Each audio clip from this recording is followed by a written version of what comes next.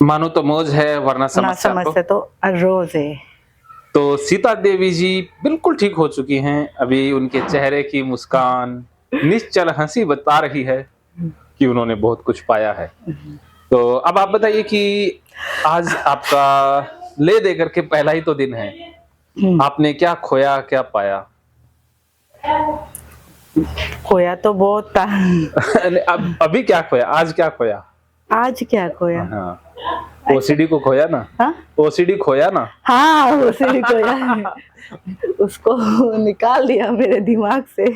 हाँ, तो ये ठीक हो चुकी हैं, काफी इनमें सुधार है और ये ठीक हो ऐसे ही रहेंगी। ये भी मेरा आशीर्वाद हमेशा इनके साथ है। तो आज आपने नहाने में भी बहुत कम समय लगाया है। ये तो मेरे को मिरेकल लग रहा है। हाँ, मिरेकल है ना। ये तो मेरे साथ तो सवाल ही नहीं वैसे नहा के आने का। हाँ, वो मेरे लिए तो बहुत मिरेकल है। वो कहते हैं ना, एक बार वो पैटर्न सही हो जाए ना फिर तो चलता है, क्योंकि ये मेमोरी नहीं थी ना भी सही नहाना होता ही क्या है। आपके दिमाग में वो फीड यही हो चुका था कि नहाने का पैटर्न वही है और उसी अनुसार फिर आपका चल रहा था। लेकिन आपने अब न्यू पैटर्न बना दिए। मगर वो न्यू पैटर्न बनाते वक्त जो घबराहट होती है वो मेरे को कुछ नहीं हुआ। यहाँ कुछ भी नहीं होता, घबराहट नहीं होती, क्योंकि एक खास बात बताऊं कि कुछ चीजें ऐसी होती है इस दुनिया में जो स्पेशल होती हैं। और मैंने एक बात आपको बताई नहीं, भूल गया मैं बताना, अभी मैं बता देता हूँ। हाँ, कि ये काम मैं अपनी मर्जी से नहीं कर रहा हूँ। ये काम को मैंने चुना ही नहीं था, मैं चाहता ही नहीं था कि मैं ओसीडी का ट्रेनर बनूं, क्योंकि मेरे अंदर पेशेंस बहुत कम था। और लेकिन कुछ चीजें हमारे सोचने से नहीं होती, कुदरत को जो मंजूर होता है वो होती है। तो ये काम कुदरत मुझसे करवा रही है, तो मैं नहीं कर रहा। तो इसमें शब्द मेरे हैं, लेकिन इसके पीछे जो ताकत है ना वो कुदरत की है। तो मैं एक माध्यम मात्र हूँ, इलाज कुदरत कर रही है। तो जब उसकी पावर, उसकी डिवाइन पावर के कारण जो होता है उसमें बताइए फिर घबराहट बेचैनी हो सकती है? नहीं, मैं तो ये कपड़े धोने का तो तरीका आज आपके सामने जो किया वो भी मिरेकल है एक्चुअली। हाँ, वैसे ये तो देखना चाहिए था एक्चुअली मैं कैसे कपड़े धुली। हाँ, हाँ। घंटों बहुत देर में धुलती हूँ। अब मगर आप वो ठीक है, और धुलते समय कुछ टेंशन नहीं और वो सब करते वक्त भी कुछ टेंशन नहीं। टेंशन हो ही नहीं सकता, क्योंकि मेरे पास जो आ जाता है उसको टेंशन नाम की चीज नहीं होती है। अब लोग मेरे पास आकर के कहते हैं, सर आपके पास होते हैं ना घबराहट होती है, कुछ होता ही नहीं है। ये कुदरत की शक्ति का कमाल है।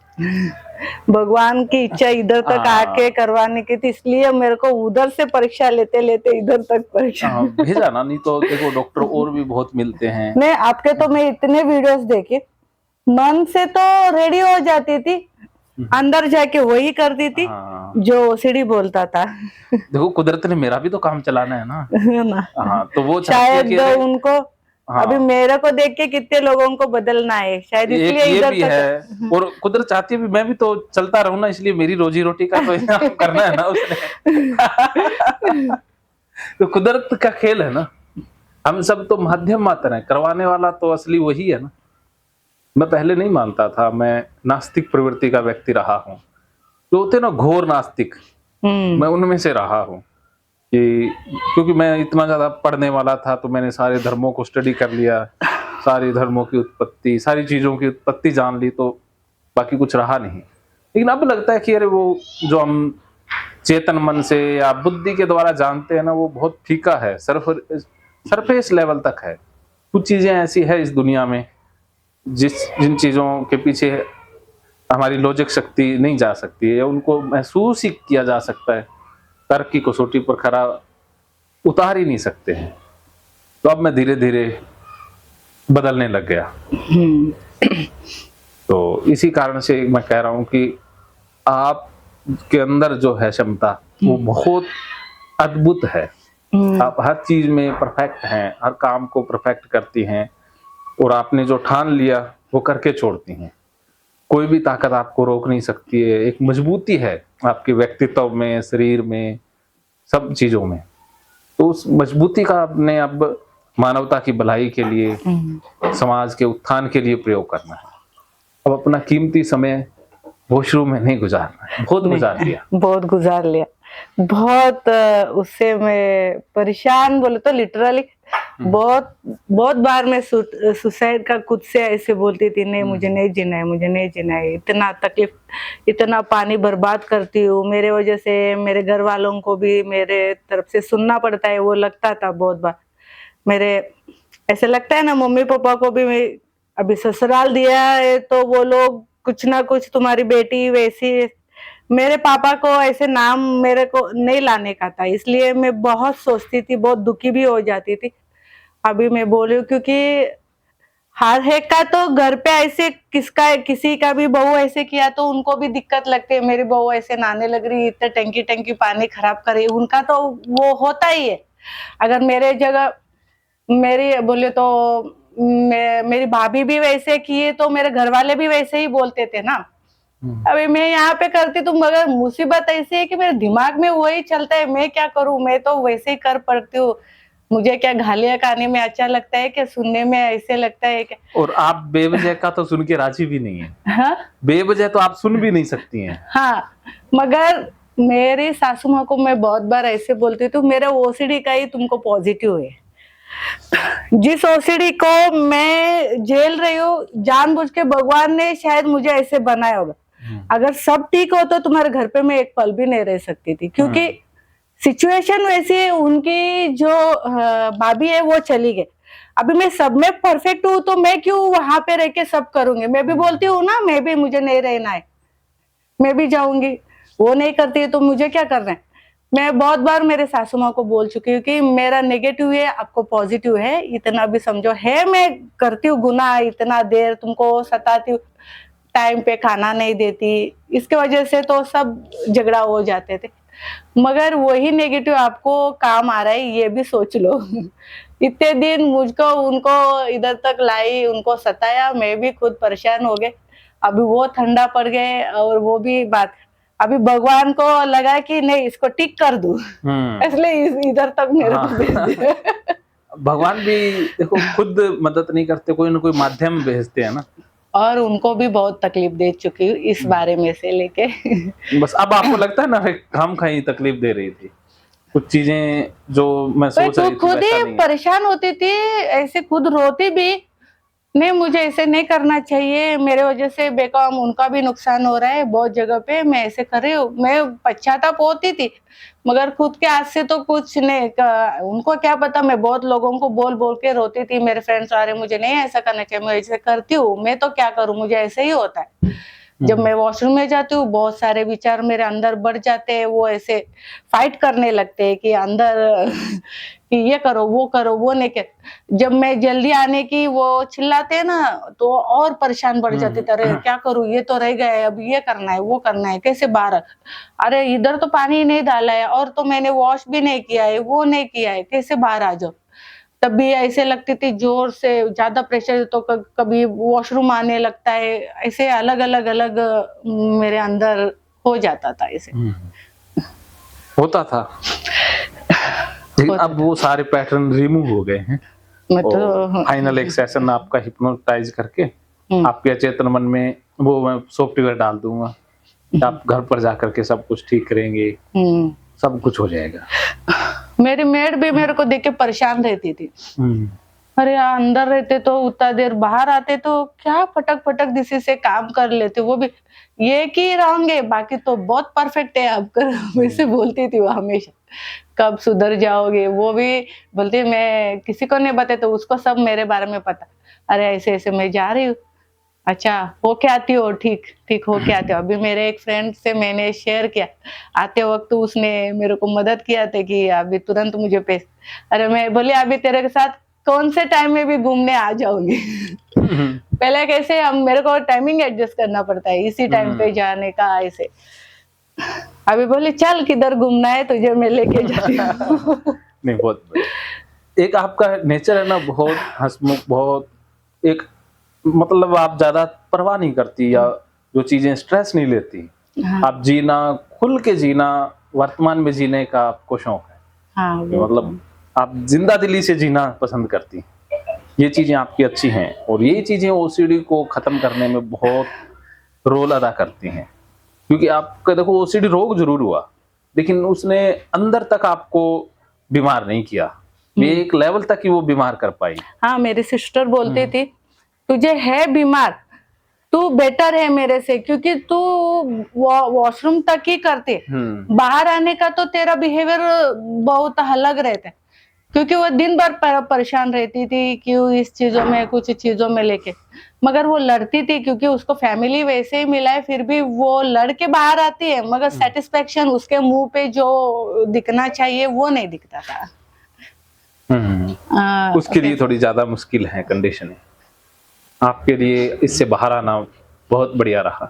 नहीं वो तो ना ऐसे इजी से नहा लेती है, अर्जेंट है तो कुछ उस कंटेमिनेशन से बच जाती है, मगर उसको कैसे फोबिया और कुछ तो हो जाएगा कि वो डर बीमार, उसको सताता रहता है, डर सताते हैं। अगर ये नहीं किया तो अच्छे से खाना पकाते कुछ वो सब्जी अच्छी नहीं तो उसमें कुछ मिल गया तो कुछ हो वो जाएगा। ज्यादा बीमार है, क्योंकि आप तो नहाती हैं तभी तक ही परेशान रहती हैं, बाद में ठीक रहेगी, लेकिन वो तो 24 घंटे उसके दिमाग में वो फंसा रहता है, हर पल उसको सता रहा है। क्योंकि उसके बहुत बीमार पे जल्दी से आ गए, उसको वो परेशान, मुझे और प्रिकॉशन ज्यादा लेती रहती, वो मुझे बार बार पूछती मेरे को तो बीमारी का परेशान रहते है, तुझे क्या ऐसी परेशानी है, तू क्यों ऐसे कंटेमिनेशन का इतना क्यों करती है, बीमार को भी नहीं डरती, कुछ बीमार आए तो भी मैं नहीं डरती, ऐसे ही सॉल्व कर लेती हूँ। और मुझे बुखार आए तो भी उसको ऐसे ही मैं बोलती हूँ कितना भी बुखार आने दो, किधर चोट लगे तो एक दिन पट्टी डालूंगी, सुबह नहाते वक्त उसको निकाल दूंगी, पेन हुआ तो भी वैसे मैं नहा लेती थी, मगर वो पट्टी को नहीं लगाती थी, किधर मार लगा कुछ भी हुआ तो वैसे करती थी। तुझे किस बात की चीज, वो बहुत समझाती, काउंसलिंग वो खुद भी मुझे बहुत अच्छा से, मैं वो हर बार टेंशन से उसे ही कॉल करती थी, अरे आज ऐसा कंटेमिनेशन हुआ, मुझे मेरे सिर में से वो चैप्टर ही नहीं क्लोज हो रहा है, तो फिर वो फंसा रहता है, नहीं आज ऐसा हो गया, वो पीरियड का ब्लड ऐसे लग गया, मैं वॉश नहीं की, फिर बच्चे बैठे होंगे, ऐसे एक सब्जेक्ट आपको बोल रही, मैंने ऐसे किया वैसे किया, फिर वो बोलती तू उससे क्या होता है, कुछ नहीं होता है, मैं तो दिन भर ऐसे ही थी, एक बार मेहमान आए थे, कुछ एग्जाम्पल दे देती थी, फिर मुझे तसल्ली होता था, ठीक है ऐसा हुआ क्या, फिर थोड़े शाम तक एक दिन तक फिर मैं आलू से वो चैप्टर क्लोज कर लेती थी, ऐसे मेरे दिमाग में घूमता रहा। आप कर लेते थे मैनेज। अच्छा, आपने वो मीनू की कहानी सुनी थी ना, वो यूट्यूब पे बता रही थी मीनू गुप्ता, वो सोलापुर वाले के, हाँ वो तो दीपा है, एक और भी मैंने इस दिनों में आता है ना, तो वो भी इसी तरह से बाहर निकली, वो उसको 20 साल से था, हाँ मैं देखता हूँ उसको।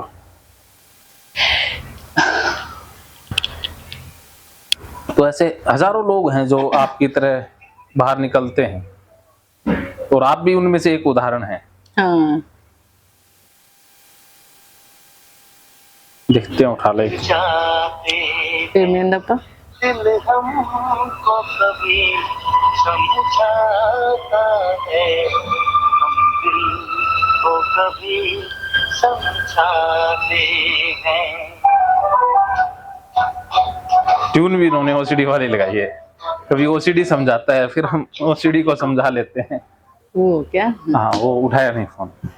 तो देखो, जिसने ठान लिया ना, मैंने इतना देखा है, इतने हजारों 5-6 हजार लोगों को मैंने ठीक किया होगा, वो कहते हैं इतना कर करके आदमी फिर सोच लेता है यार बहुत हो गया। तो मैंने कुछ कॉमन लक्षण देखे हैं जो ठीक होते हैं ना, उनमें कुछ कॉमन चीजें होती हैं। सबसे पहला तो होता है समर्पण, जिसको विश्वास है ना अपने काउंसलर पर, थेरेपिस्ट पर, उसकी एक एक बात पर, उसको ठीक होने से कोई नहीं रोक सकता। जो मेरे पास यहाँ से ही आया था मध्य प्रदेश से एक लड़का, जिसको देख करके वो वीडियो से ही सोच के आया था कि सर के पास जाना है और ठीक होना है। उसने 2-3 महीने से वो प्रोग्रामिंग ऐसी कर लिया, आया उसको वो गंदगी से था, मैंने कहा जूते उतारो और इधर नाली थी उसके अंदर चलो, उसने सीधी छलांग लगा दी। हाँ मैंने कहा ये तो कमाल कर दिया, मैं भी तो नहीं कर पाता, तेरे इतना नहीं। वो कहता सर जी इस ओसीडी ने बहुत तड़पाया है लेकिन अब नहीं। तो मैंने वो गटर पे लेके गया, वो तो गटर के अंदर भी चला गया, कहते आज बस इसका खात्मा कर देते। और उसने वो किया सेम, मैं भी हैरान था। और वो ठीक होकर के गया। वो फिर हिप्नोसिस सीखने भी आया था, दोबारा भी आया, आता है उसका फोन। तो जो बंदा सोचता है ना कि चाहे मर जाएंगे लेकिन हम एक्सपोजर करेंगे, तो वो ठीक हो जाता है। और कुछ लोग ऐसे होते हैं कि पहले ही फोन पे कहेंगे सर जी आना तो चाहते हैं लेकिन आप करवाना मत। बहुत से कहते हैं करवाओगे तो नहीं ना, तो उनको समय लगता है। ऐसा नहीं है कि वो ठीक नहीं होते, उनको समय ज्यादा लंबा लग जाता है। हाँ लंबा। जिसने वो यही है ना, जिसने सामना किया तो एक बार भी घबराहट नहीं होती, होगी तो दूसरी बार नहीं होगी, वो निकल जाते हैं। क्योंकि ओसीडी से लड़के ही हम निकल सकते हैं, इसका सामना करके जीत सकते हैं। इससे भाग के, इससे बच के नहीं जीत सकते। जो कंपल्सन करके इस जन्म में ठीक नहीं हो सकते। भी हम चाहें कि हाथ धो करके हाथ धोने वाली ओसीडी छोड़ दें, ये संभव ही नहीं है ना। जैसे हम शुगर की टेबलेट ले रहे हैं और मीठा खाते रहे और सोचते हैं कि मीठा भी खाते रहेंगे और ठीक हो जाएंगे, तो ऐसा संभव नहीं है ना। तो यही है, प्रिकॉशन करना है। तो ये कोमल लक्षण जिनमें होता है समर्पण, पहला जो समर्पित हो जाते तो हैं। समर्पण कैसे कि मुझे तो पता नहीं है, भगवान का आपके कृपा से हाँ, हो जाता है। और आज तो भाभी ने मुझे बहुत कमाल करके दिखाया, उनका तो शुक्रिया अदा ही। असली तो काम वही करती हैं जो मेरे हिस्से से नहीं, बाहर हो आप जाती तो है चीजें। किया है, आपको तो बड़ा थैंक यू, मगर उनसे भी मुझे बहुत अच्छा लगा। मेरे को पता है ना, अभी मेरी जो बाउंड्री है वो यहाँ तक है, उसके बाद उसका रोल डिफाइन किया हुआ है। हाँ, तो क्योंकि ये देखो नहीं, ये काम तो कोई करके नहीं दिखाते हैं लिटरली। उन्होंने जो करके दिखाया सैल्यूट ही मारती हूँ। वो जो मुझे करके दिखाया मेरे को, मैं तो उनको कभी भूलेंगी नहीं। वो देखा ना, मैंने देखा लोग काउंसलिंग करते हैं, वो ना ऑफिस में समझा देते हैं, हाँ। लेकिन प्रैक्टिकल के बगैर ठीक नहीं होता। मेरी मम्मा भी कितनी बार मुझे आके नहलाती बोली, मगर मैं कभी एक्सेप्ट ही नहीं करती। हाँ, एक्सेप्ट ही नहीं होता। परिवार वालों की बात हम एक्सेप्ट नहीं कर पाते हैं, दूसरा जो है ना स्वीकार नहीं होता है। नहीं स्वीकार करती थी। मम्मा ने बहुत बार बोले चल मैं आती हूँ तेरे को नहाने। माँ तो कर भी देती है, माँ तो साथ में नहा भी देगी, माँ तो बेटी के लिए कुछ भी कर देती है। माँ ने बोला है, हो नहीं मेरे भाभी लोग बोलते थे आप ही उसको जाके नहला के लाओ, ऐसे बहुत बार मेरे भाभी लोग भी बोलते थे, मगर मेरा मन ही नहीं रेडी होता। आज इनके साथ मैं जाके नहा के आई, ये तो मिरेकल है मेरे लिए। तो सचमुच कोई माने या ना माने, ओसीडी वाले जब मुक्त हो जाते हैं कितना खुश होते हैं वो खुद को ही पता। हाँ, जब सैलरी जॉब करने वाले को उनसे 10 गुना अगर मिल गया तो कितना खुश हो जाते हैं, उतना खुश तो मैं हूँ आज। होता है ऐसा, ये खुशी। एक्चुअली इनके माँ की जरा तबीयत ठीक नहीं। मेरी एक ख्वाहिश थी, मेरी सासू माँ जब तक है उसके सामने मैं सुधर के आ जाऊं, अगर उसको कुछ हुआ तो उसकी सेवा करने, उस लेवल तक मुझे सेवा करना भी होगा अगर मेरे पास रहे तो। अभी उनका तबीयत बहुत ऐसे, अभी तो खुद से सब कर लेती, आगे जाके कुछ प्रॉब्लम हो तो मुझे कैसा लगता था कि मैं एक बहू हूं तो उनका पूरा उनको उतना कर लूं सेवा जो है, ऐसे मुझे लगता था। क्यों, मगर मुझे ओसीडी है, मैं उनको कैसे हैंडल करूं, अगर कुछ हुआ तो उनका कैसा करूं, ये भी दिमाग में आ जाता था। ये क्या आप तो एक बहुत से आके कहते हैं सर हम ना अपने घर में मेहमानों को बुलाते ही नहीं। वो तो जैसे कोई एक आई थी उधर से ही थी महिला, तो वो कहती मेरे भाई भाभी और माँ को ना कोई बहुत बीमारी गंभीर हो गई थी और वो जिस शहर में रहती वहां हॉस्पिटल में वो इलाज लेने गए, तो उसने अपने घर में नहीं ठहराया, उनको घर में आने ही नहीं दिया। उस बात का उसे बहुत रिग्रेट रहा कि मैं कैसी बेटी हूँ, मैं अपने जो आए हैं वो उन्होंने होटल फिर किराए पर लिया, वो उनको लगता है गंदा हो जाएगा, बाहर से आए हैं सारा धो देते, अगर गलती से कोई आ जाए तो कमरा पूरा ही धोना, बेड तक सारा चादरें तक धो देते हैं, यहाँ तक लोगों को होता है। हाँ होता है, मगर मेरे घर पे तो हमेशा मेहमान आते ही रहते। हाँ। तो मुझे आदत है करने की सबको, और मुझे मेहमान आए तो ये अच्छा लगता है, क्योंकि अकेले रहने की आदत नहीं है मुझे। तब भी तो कहता हूँ ये आपकी ओसीडी ना सिर्फ एक ही फेज पर अटक गई थी, बाकी बढ़ी नहीं।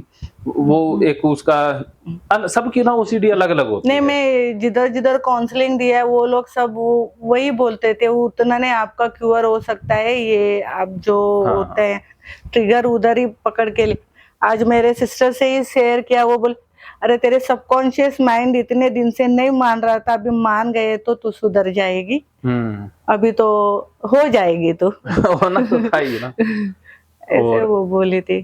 ठीक है, बोले हाँ बाबा इतना तो सुधर ली मैं। नहीं, देखो ईमानदारी है ना, यही ठीक करती है।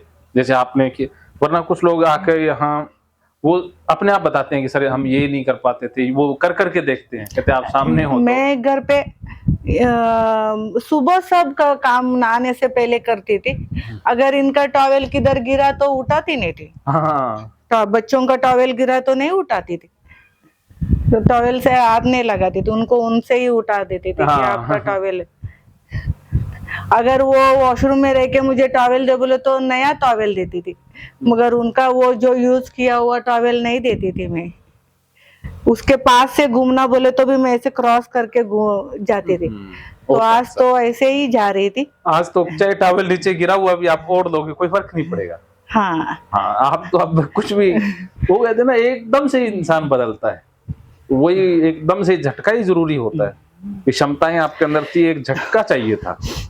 जैसे एक कहानी मैं अक्सर सुनाता हूँ, ये कहानी नहीं सुनी होगी कि एक बार ना एक बहुत रईस इंसान पार्टी दे रहा था, तो उस पार्टी में एक नौजवान भी आया था। तो उस रईस ने एक अनाउंसमेंट की कि मेरे पास एक स्विमिंग पूल है। उसके पास स्विमिंग पूल था काफी बड़ा, रईस आदमी था तो कुछ भी बना सकता है। तो उस स्विमिंग पूल में बहुत सारे खतरनाक समुद्री जीव जैसे क्रोकोडाइल और भी बहुत सारे।